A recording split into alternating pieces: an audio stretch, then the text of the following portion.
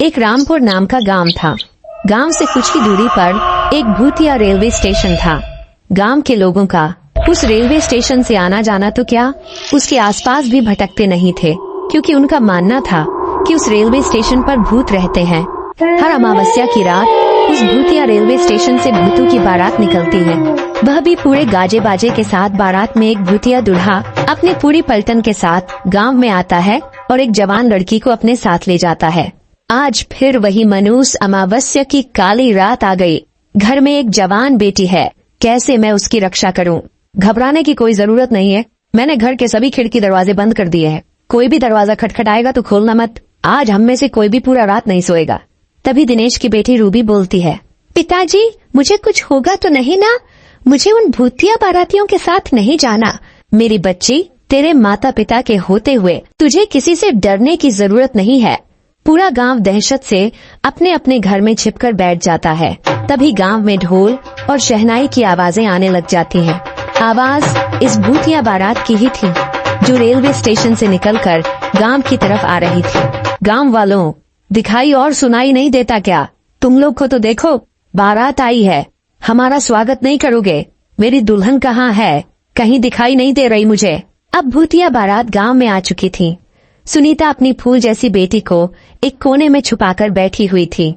तभी भूत आगे की तरफ बढ़ता है और जोर जोर से हंसने लगता है।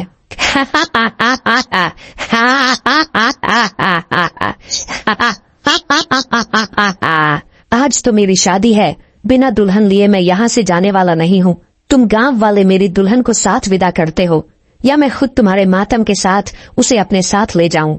गांव में पूरा सन्नाटा था, मानो गांव में कोई इंसान ही नहीं रहता हो। तभी वह भूतिया दूल्हा दिनेश के घर में दरवाजा तोड़कर घुस जाता है। तुम्हारा दामाद आया है, स्वागत नहीं करोगे अपने दामाद का? मेरी बेटी को छोड़ दो, वो अभी बच्ची है, उसकी अभी शादी की उम्र वही है। बेशक तुम मेरी जान ले लो। मुझसे झूठ बोलता है बुढ़े, कल तू ही तो अपनी बेटी के लिए दूसरे गांव में रिश्ता देखने गया था। मुझे सब पता है, सब पता है मुझे।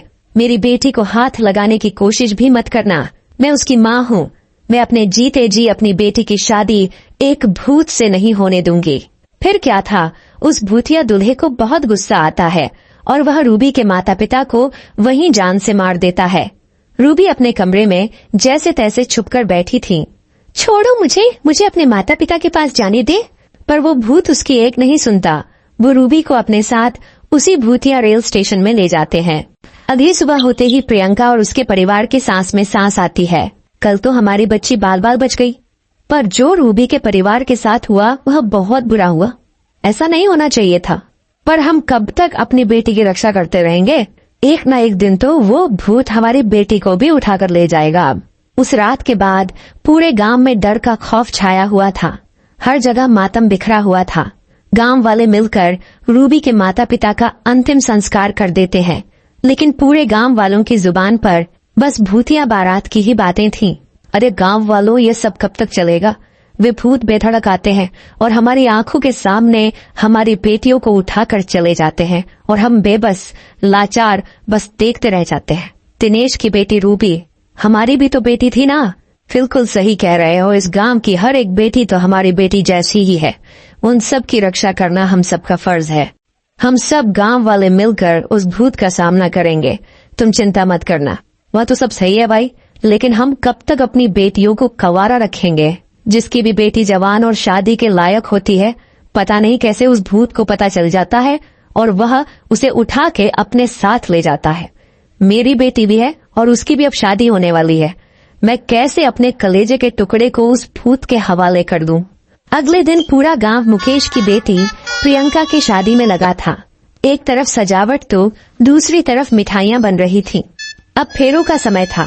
दूल्हा दुल्हन मंडप में बैठे हुए थे कि तभी अचानक रेलवे स्टेशन से भूतिया बारात गांव की तरफ आ जाती है।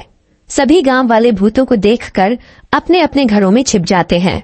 अरे गांव वालों, तुम सबने तो मेरा साथ देने का वादा किया था ना, और कहा था कि हम इन भूतों का मुकाबला करेंगे। अब क्या हुआ तुम्हारे वादे का? तभी मुकेश की बेटी प्रियंका और पत्नी शोभा भी वहाँ आ जाती हैं।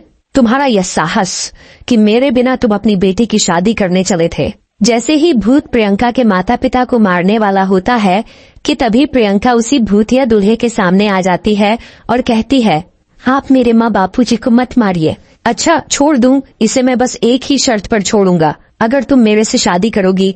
नहीं नहीं मेरी बच्ची, शादी के लिए तू हाँ मत करियो, तेरी शादी से अच्छा है कि यह भूत हमारी जान ले ले।